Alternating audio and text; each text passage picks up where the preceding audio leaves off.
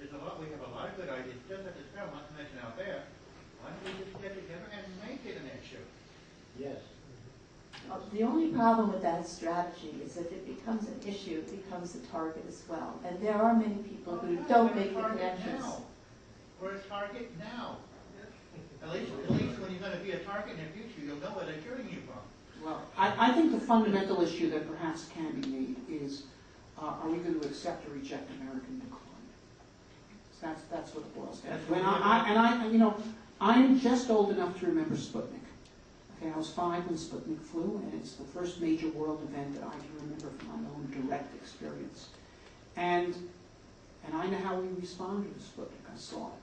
Okay, and we did not just say, oh well, yeah, we had a good run, but there they go. Russians would just be, no, we said we're going to rise to the challenge. And frankly, there's a great sense among the American public right now that the political establishment is accepting American decline when the American public do not wish to accept it at all. Okay, and there's almost a sense of betrayal among people. And I think that politicians, if they're concerned about their prospects, would do well to address this issue. And this is one important aspect. The issue of Sputnik was the banner, and how we responded to it of, is this the nation of the future, or are the Soviets the nature of the future? It was the banner for that. Okay, and the space program remains the banner for that question. Okay? And let me tell you, I was in Leningrad when we landed on it. And, all the Russians I knew came up to me, yes. Just that. They got the message. And they really did get the message. And it said something, and it said something to ourselves. And right now, this nation has to say something to itself, that it is not the nation of the past. Yes. This gentleman, we have to move on. I want to It's only 30 seconds. Bob, you just gave me the Republican platform space. Now, can we at least get this to Democrats? I hope both parties adopt this platform. Okay. So I just wanted to say that I found Dr. Hubbard's slide presentation, a lot of material in there especially helpful, and I want to know if there's a way to get a copy of it. Is it online? I think that would go for all the presentations. Yeah, we can, PDF posted, PBS site. We put it on the Planetary Society site. Is that where I should go to look for it? Yeah. I had a question. Planetary Society, planetary.org. Right, we'll post it. I had a question to kind of come back to priorities, maybe in a little different way, because it's really hard in this environment to see where the budget's really going to fall at. So the level of uncertainty is extremely high, making it difficult to make long-term commitments. But if you just look at it from a balance perspective, right now, if my numbers are roughly correct, I believe, NASA spends about 30% of its budget on science, probably 45% on human spaceflight, and the remaining quarter on aeronautics and the rest of the infrastructure. Do you think that's the right balance? And if not, where do you think the balance should be? So you have 30 in science, 45 in human, and the rest kind of cats and dogs. Is that the right balance? Recognizing we don't know exactly where the top line is going to be. Can I jump in on that question too? Can you also address whether or not NASA's overstaffed? I've heard some grumbling among some circles that with the close down of the shuttle, a lot of contractors were laid off, but there are a lot of people over at NASA that are now doing things that they shouldn't be. I mean, should there be a right sizing of NASA at this point in time now that the shuttle's shut down? Well, let me just... Let me deal with that question first. And this comes up often. I used to be a NASA Center director. The number of civil servants, which are the core staff, is something around 18,000 people. The largest chunk of NASA's money is passed through. More than 80% of NASA's money goes out to the, well, fill in the blank, the big aerospace corporations of the world.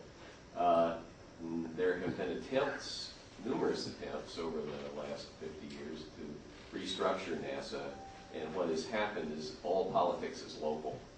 And so there has really been very little success in restructuring the centers to any great degree. The metering of the internal workforce is generally through the contractors. But again, the big chunk of money goes to the outside world, and that's where you have to look at what are those contracts with major aerospace corporations are returning what you think is a good investment. Bill, I don't, 30% doesn't sound right, so maybe Well, I'll. 5 billion out of 17. Because I remember Lynn Fisk, is always saying, 20% is a good number, so maybe I'll. Right now, it's 5 billion, the top line of, 17, 18. So it's probably, look, I'm rounding up, so it's probably in the high 20s, 28. I mean, SMB is certainly, the request is 5 point something. Scott, the hard part of answering that question and micromanaging the interior balance of NASA is that we only have the experience of working at this 20% level as in terms of the science fraction. And that's been a spectacular experience. It's worked really well. And from my own experience from proposing NASA missions, that's also the number, 15, 20% for scientific analysis. And it costs you 85% of the budget to build the thing and launch it, and fly it and land it. So maybe it's the right number. It's a number that has historically worked for the agency and yielded spectacular scientific results. It would be an experiment to try a higher or lower number, and that would be a risky experiment, potentially. John Logston was going to. Just the 20% number was science, space science. When you put earth science on it, it's probably up to 30. Why don't we take this gentleman's question? Hi, I'm Chuck Devine. I'm currently not involved with the leadership of any organization, although I can make a really wicked case that I should be the executive director of the Maryland Aerospace Association.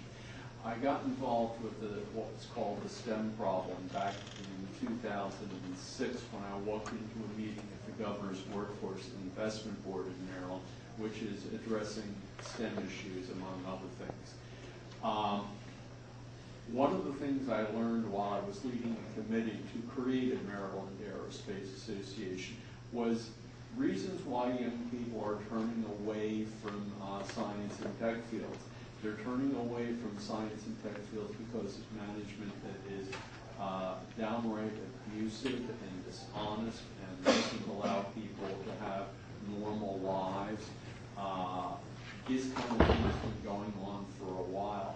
Last weekend, I went to one of these TED conferences. I don't know what you think of them. It was an interesting day for me. Some people there said it's not a STEM problem. It's a STEAM problem. What's the A for?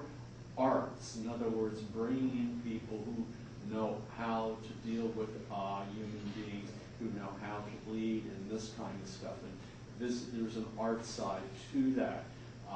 Any comments on any of this kind of thing that I've been learning about for a number of years now? Certainly, public communication is an art, and we've got a bunch of people up here who truly believe in that and believe in the power of getting the word out and bringing our constituents, taxpayers, public, students, teachers along for these kinds of adventures. So in that sense, I certainly think you're absolutely right. Okay, just two more questions, and then we'll just have the panel each make a little closing statement. Any other questions here? In the back. I guess the prevailing thinking on Capitol Hill is that if these days is if you're not a member, if you're a member of Congress that doesn't represent an area where there's a specific facility, jobs are tied to NASA in some way, that somehow the space program doesn't really matter as much. I don't know if you agree that that's kind of what you're encountering, and I guess how did we get to this point, if it is? Well, actually, I think they're mistaken. I have frequent occasion to speak to various audiences about the space program, in particular about the possibility of the Humans to Mars program. And it really does not matter where I am in the nation. or if I'm talking to a group that has some involvement in the space program or a group with no involvement.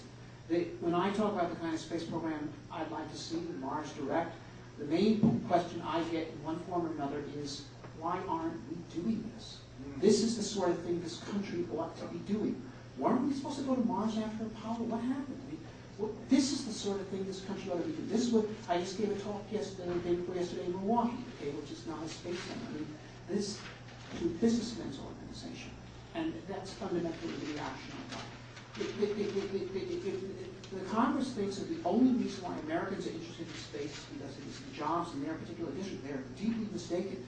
Okay, Americans believe in the pioneer spirit. They think this country ought to be pushing the frontier, and they think if this country is not pushing the frontier, it has ceased to be what it should be. One more question. Well then, why don't we, people can just